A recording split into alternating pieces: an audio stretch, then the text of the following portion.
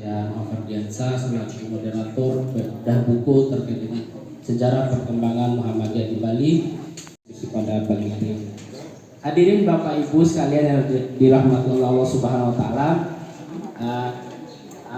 kita mungkin langsung masuk ke inti pembahasan nih untuk bedah buku kali ini.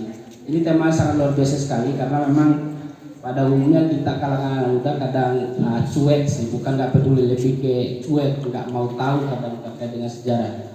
Oleh karena itu sebagai pengantar untuk membawa untuk mengawali diskusi pagi hari ini, saya akan beri kesempatan kepada ayahanda kita yang sangat luar biasa sekali, tidak hanya menjabat sebagai Ketua Majelis Pustaka dan Informasi di PDN Buleleng, tapi beliau sangat luar biasa sekali, salah satu pemerhati sejarah di Kabupaten Buleleng ini.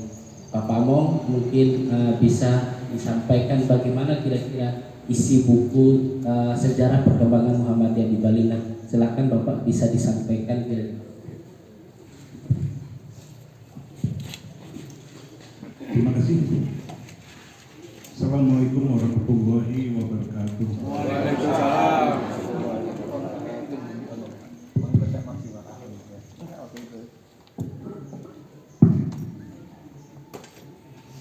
Terima kasih kepada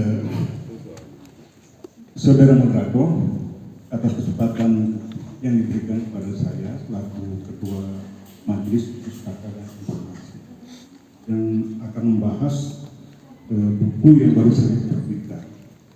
Tapi sebelum itu barangkali perlu saya sampaikan dulu sebagai pengantar. Jadi buku ini sebenarnya bagaimana? Buku ini ditulis oleh bagaimana yang Anda pegang di dalam buku itu disebutkan adalah penulisnya Profesor Dr. Ardana MA. Nah, beliau ini sekarang masih aktif sebagai guru besar di Universitas Udayana. Tetapi buku ini sebenarnya sudah lama ditulis, bahkan sudah 30 tahun lebih, sekitar tahun 45. Jadi itu sebagai dasar pengetahuan.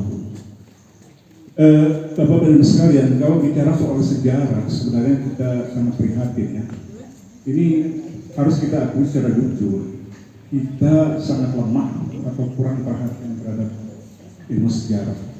Bahkan ini adalah bagian yang terlantar di katakanlah di lingkungan kita, sehingga kerugian-kerugian yang akan kita rasakan cukup berat sekali. Saya barangkali bisa mengutip sedikit ya. Pernah kita baca dalam beberapa tahun lalu di Medsos, ada hal yang mengejutkan. Salah seorang profesor sejarah dari Amerika yang bernama Dr. Kevin itu pernah meneliti. Ya nggak kaget itu. Kagetnya bagaimana? Kok tidak ada tercatat dalam sejarah nasional? Bukan tidak ada. Kok sedikit sekali dan tercatat dalam sejarah nasional kita tentang peran Muhammadiyah dalam revolusi fisik. Ya heran sekali itu. Padahal data-data fakta-fakta yang ada itu yang berserakan itu banyak ya. Nah ini yang bicaranya orang luar sejarah. Kita tidak sadar bahwa kemudian kerugian-kerugian kita capai itu kita rasakan sekarang. Karena sejarah tidak anggap penting. Mungkin orang menganggap kita belajar sejarah cukup mengenal tahun atau tempat dan sebagainya. Tidak memahami lebih mendalam tentang apa arti dan makna sejarah itu. Nah, buat kita ini di Bali sejarah masuknya peran penting jadi penting ya, signifikan sekali. Karena juga dia merupakan mata rantai dari sejarah Islam, ya kan? Nah, oleh karena itu kita sebagai minoritas ini tentu selalu menjadi perhatian dan menarik. Nah, Muktamar Muhammadiyah beberapa tahun yang lalu, bahkan beberapa saya lupa juga, sudah mengamanatkan agar ditulis sejarah Muhammadiyah di masing-masing daerah. Kemudian amanat ini alhamdulillah sudah dilaksanakan oleh beberapa daerah di Indonesia. Walaupun sampai saya tidak punya catatan pasti berapa persen sampai sekarang. Ternyata hambatannya juga banyak. Contoh saja ketika pengurus wilayah mencoba untuk melakukan itu, kami kemudian diundang juga. Dibentuklah panitia untuk penyusunan sejarah Muhammadiyah di Bali. Tapi ternyata dalam perjalanan itu tersendat-sendat ya, karena berbagai faktor, berbagai alasan tidak bisa dilaksanakan. Pertama mungkin tenaga sejarawan kita masih minim sekali. Kedua juga masalah waktu dan juga biaya yang besar. Kita bisa bayangkan bagaimana ingin menghasilkan sebuah tulisan yang benar-benar secara ilmiah bisa ditanggungjawabkan itu memerlukan tenaga, waktu dan juga biaya yang sangat besar. Nah, oleh karenanya pada waktu itu dicoba mencari jalan lain. Apakah bisa daerah-daerah misalnya masing-masing saja membuat? Ternyata hanya Buleleng saja yang kebetulan, ya, tapi daerah lain tidak. Nah, kemudian teringatlah saya peristiwa beberapa puluh tahun lalu. Ini buku ini. Nah, Ketut Ardana ini adalah seorang mahasiswa waktu itu di Universitas Bayama. Dan beliau istilahnya waktu itu masih dalam sistem cangkukan ke UGM, jadi sebagai mahasiswa UGM. Kemudian dalam menyelesaikan studinya dia harus membuat skripsi kan, nah rupanya pilihannya jatuh pada ini tentang Muhammadiyah di Bali. Saya hanya menduga saja karena pembimbingnya waktu itu adalah sejarawan kita dari UGM yaitu Bapak Dr. Almarhum Kuntu Wijoyo. Mungkin ya karena dia orang Muhammadiyah, barangkali dia yang menyarankan supaya Muhammadiyah. Nah jadi kira-kira begitu. Nah saya waktu itu saya ingat juga karena saya tahun 85 itu ketika itu baru saya tamat atau menjelang akhir ya, sudah duduk sebagai sekretaris di IDM dan beliau sempat melakukan penelitian ke Buleleng. Ya, waktu itu masih almarhum Pak Ibrahim Ramidin ketua. Cuman saya tidak tahu detailnya. Ya singkat kata, beliau sudah melakukan penelitian berapa lama, berapa bulan di 3 daerah. Jadi buku ini jadi 3 daerah sentralnya yaitu Buleleng, Jemberana dan Jakarta. Gitu. Jadi 3. Nah, kemudian setelah berhasil diselesaikan studinya ini memperoleh sarjana, Muhammadiyah minta supaya hasil dari penelitian ini skripsinya diseminarkan di kalangan Muhammadiyah. Nah itu terjadi pada tahun 86 ketika memperingati 25 tahun perguruan tinggi Muhammadiyah di Denpasar. Nah seluruh Bali hadir waktu itu untuk membahas buku ini. Nah jadi ini sudah pernah dibahas 30 tahun lalu, 30 tahun 86 sudah pernah juga. Jadi di mana kekurangan kelebihan barangkali nanti saya dalam waktu lain saya sampaikan. Nah kita bersyukur sekali ada orang yang menulis, mau menulis. Kalau tidak ini bagaimana, siapa yang bertanggung jawab masa depan Muhammadiyah di Bali? Bersyukur, dan orang itu kan outsider ya, bukan kita orang luar. Jadi relatif subjektivitasnya bisa dijamin, tidak akan terjadi. Objektivitasnya bisa dijamin. Beda kalau kita yang menulis. Nah inilah kita sangat syukuri. Nah kemudian beberapa waktu lalu memang atas desakan kita dari MPI Buleleng supaya minta untuk terbitkan wilayah datang kemari, kemudian minta naskahnya. Naskah ini pernah hilang ya, entah kemana selama 30 tahun. Saya seperti seorang detektif sangat mau mencari, akhirnya alhamdulillah ketemu karena disimpan oleh seorang teman dan kemudian berhasil dicetak. Nah kemudian buku ini sudah diluncurkan pada tanggal berapa ya waktu Senin kemarin, Milad Aisyah itu. Jadi diluncurkan launching bersama dengan buku Aisyah Sejarah Islam. Saya bersyukur. Nah, saya dengar berita sementara setelah berapa lama kemudian saya bertelepon dari wilayah dari pusat melalui wilayah. Buku ini akan dibedah di tingkat nasional termasuk Sejarah Aisyah itu. Nah, saya katakan ya insya Allah nanti kapan. Jadi sudah dapat perhatian ya, alhamdulillah ya. Karena mungkin buku ini dipandang cukup penting itu. Kalau Muhammadiyah di Jawa mungkin ya biasa-biasa mayoritasnya. Tapi kita ini kan di Bali itu masalah. Nah jadi seperti itu. Nah saya kira saya dapatkan dukungan terlalu lama. Jadi ini sebagai gambaran dulu secara umum bahwa kehadiran buku ini memang demikian apa. Demikian dulu. Tadi dijelaskan secara singkat, jelas terkait bagaimana perkembangan Muhammadiyah di Bali. Yang ingin saya tanyakan Pak, yang pertama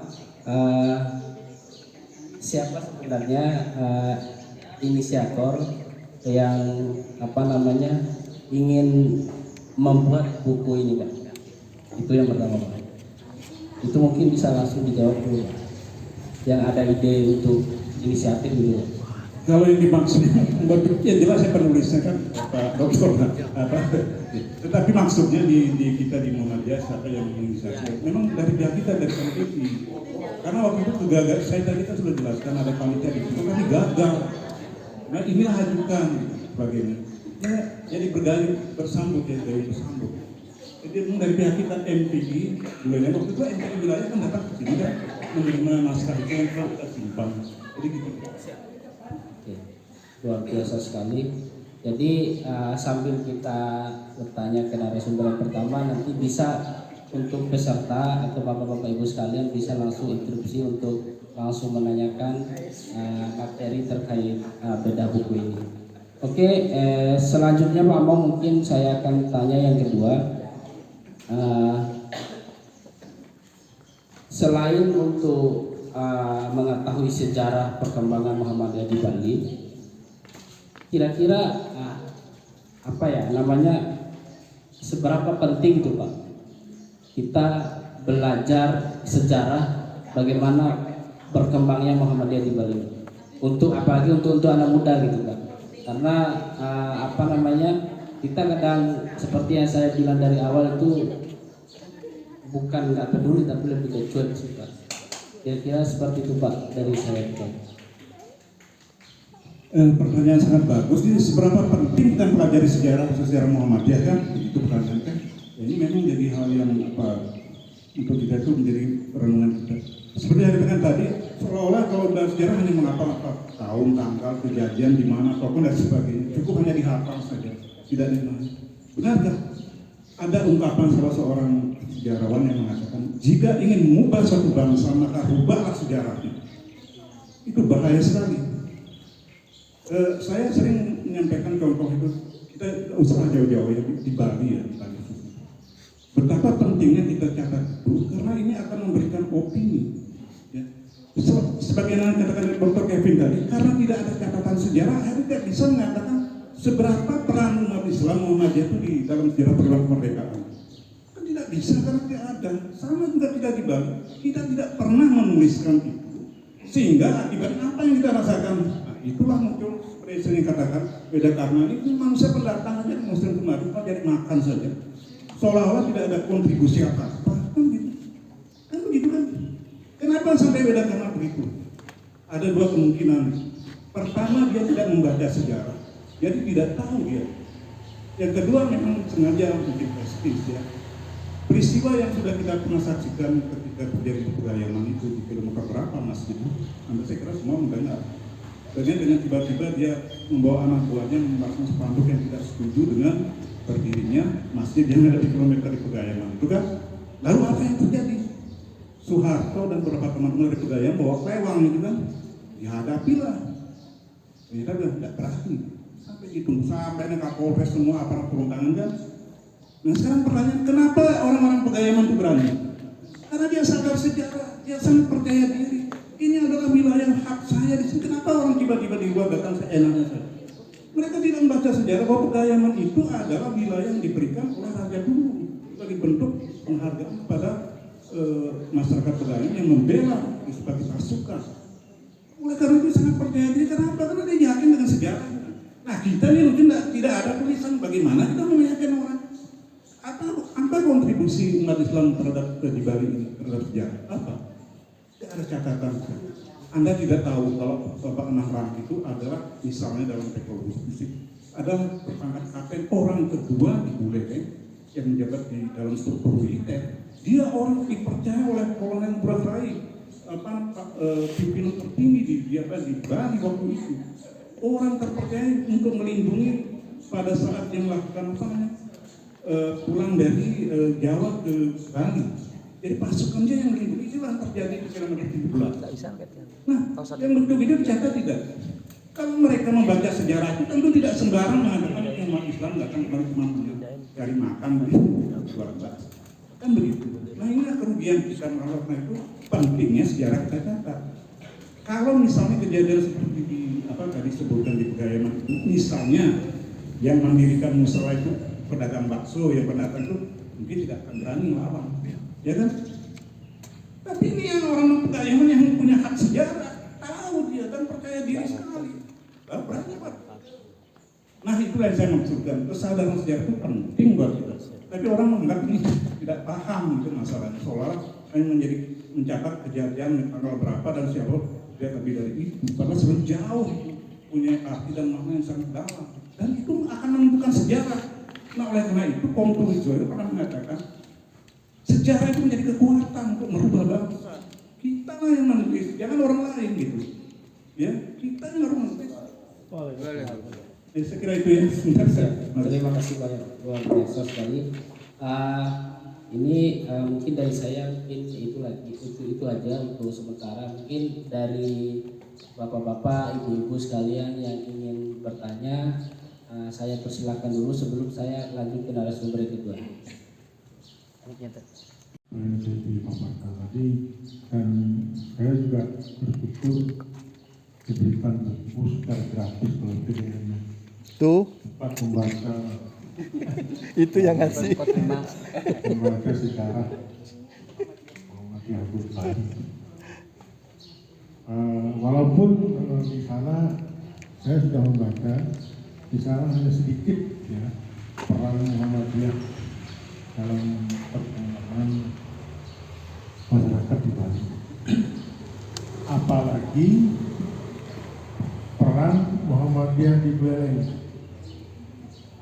Oleh karena itu yang saya tanyakan, apakah ada kelanjutannya ya? Dalam artian kita harus siap untuk mengetahui atau meneliti perkembangan Muhammadiyah di Buleleng. Kan sampai saat ini kita tidak tahu siapa yang mulanya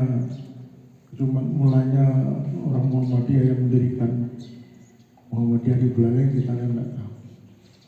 Nah, cuma katanya ada yang mendirikan TK Aisyah itu yang pertama kali, tetapi catatannya nggak ada. Demikian juga Aisyah. Siapa sih Aisyah pertama kali di Buleleng ini yang menginisiasi, yang memulai berdirinya Aisyah? Nggak ada catatannya. Kita hanya mendengar katanya saja. Oleh karena itu mungkin selain bertanya, saya juga mengajukan tantangan untuk meneliti juga mengenai Muhammadiyah di Buleleng ini. Karena kita tahu bahwa kalau sejak dulu Muhammadiyah sudah ada di Buleleng, tentu Muhammadiyah besar di sini, karena Muhammadiyah merupakan pusat pemerintahan di Buleleng. Jadi bukan di PBM, mungkin di sini dulu ya, bukan di Denpasar. Karena itu bagaimana perkembangan HW laut misalnya ya, yang dulu pernah saya dengar eksis di Buleleng ini, adanya HW, karena dulu memang mungkin karena pusat pemerintahan sehingga apa-apa di Buleleng ini merupakan perhatian. Oleh karena itu perlu adanya penggalian sejarah Muhammadiyah Buleleng, dan kita mungkin warga Buleleng mendorong ini semua agar terwujud keinginan kita agar Muhammadiyah Buleleng itu kita tahu, mungkin bisa terwujud sebuah buku seperti yang saya terima kemarin itu secara gratis itu. Terima kasih. Assalamualaikum warahmatullahi wabarakatuh. Ketika saya di majelis wakaf, kebetulan almarhum Bapak saya masih seger. Salah satunya adalah kami harus membuat yang namanya nadir wakaf, dan salah satunya harus ada surat resmi kapan Muhammadiyah boleh dipakai. itu ada satu lembar surat yang dengan bahasa ejaan lama Muhammadiyah di Buleleng itu 1934. Mungkin Pak Ajamo sudah lihat itu 33 atau 39. Kebetulan waktu itu Pak Ajamo cerita bahwa yang membawa itu pertama kali menjadi komedi nggak salah seorang jaksa atau apa itu. Dari situ tentu Muhammadiyah sudah cukup lama di Buleleng. Barangkali kalau Pak Haji Yamung paham sejarah, biasanya kalau ada tokoh sejak atau tokoh sentral, tokoh agama, kan ada semacam keturunan atau peninggalan atau sejarah yang bukti sejarah bisa dibuktikan bahwa itu ada peninggalan.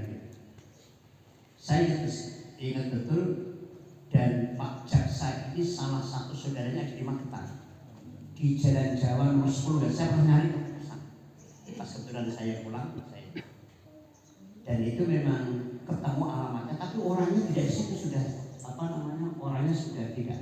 Artinya apa? Dari situ sebenarnya kan perkembangan awal sejarah Muhammadiyah Buleleng luar biasa. Ini saya setuju apa yang disampaikan Pak. Dan paling tidak kalau sudah sejarah Muhammadiyah Buleleng sudah ditulis dengan segala macam kelebihan dan kekurangan, itu sudah luar biasa. Dan saya juga mohon barangkali apakah buku ini dalam tanda kutip sudah memberikan kontribusi dalam sejarah Bali, mungkin masuk dalam di dinas budaya. Kalau dia masuk berarti kan menjadi dokumen negara dan akan menjadi semacam rujukan bagi daerah. Itu yang pertama. Yang kedua tentu kita juga tidak kalah pentingnya sejarah Muhammadiyah di Buleleng. Saya kira sangat strategis harus ditulis. Seperti buku ini jelas secara ilmiah sudah bisa dipertanggungjawabkan ini, karena ini adalah fiksi ya, apalagi yang nulis ini adalah guru besar, bukan yang lain gitu. Jadi insya Allah ini akan menjadi rujukan nanti kalau misalnya ada peneliti dari luar. Sekarang ini sepertinya gencar sekali. Saya dengan kebetulan di EPSI dengan teman-teman Pak Cumar, Pak Dianto, Sri Bagaimana sudah kedatangan dari kamu untuk melakukan penelitian. Bukan tidak mungkin nanti kita juga menjadi sasaran. Ingin mengubah suatu bangsa, maka ubahlah sejarahnya. Saya kutip dari kata-kata Pak Amung tadi. Sekian dari saya. Mohon maaf apabila dalam penyampaian banyak yang kurang, yang benar datang dari Allah, yang salah datang dari saya pribadi. Sekian, wassalamualaikum warahmatullahi wabarakatuh.